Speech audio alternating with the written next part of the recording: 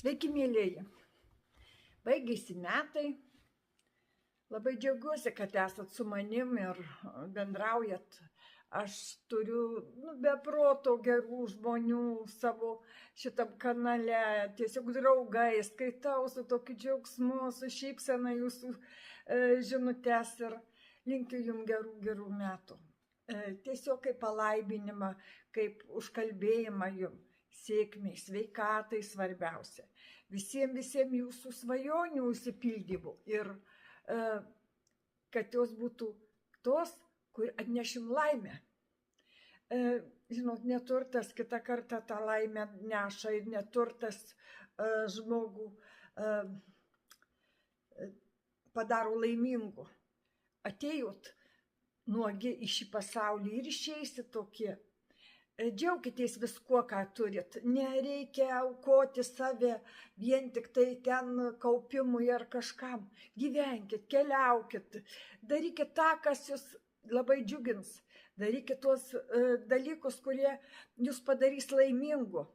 Joks žmogus šalia nepadarys jūs laimingu, jeigu patys nemokėsit džiaugtis savo tuo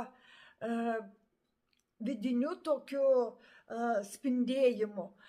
Kas jūs džiugina, darykit, nes niekas neįtiks jums, nežinot, kaip mielas žmogus, mylimas, tegul greta, kas turi tokį, stengsis jums kažkokį siurprizą, ką padaryti. Ir tai jūs reikalausit, kad būtų tai ne jo siurprizas, o tiesiog jūsų sugalvotas ir būtent to man reikia, čia ne tą gavau.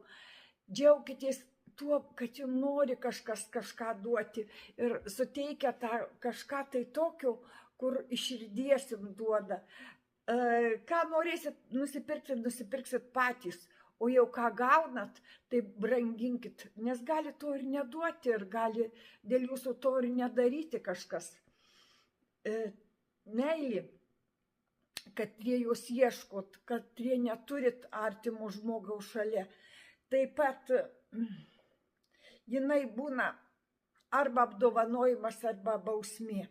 Žinot, tai yra tokia gyvenimo loterija. Jeigu likimas nori jūs nubausti, jis baus. Ir galėsit bėgti nuo vieno žmogaus ant kito, vis tiek užlipsit ant to pačių grėblių. Jeigu jūs neklausysit širdies ir nepriimsit tą likimo dovaną kitą kartą. Ir suprasti, kad tai yra jūsų laimė, ne visi sugeba.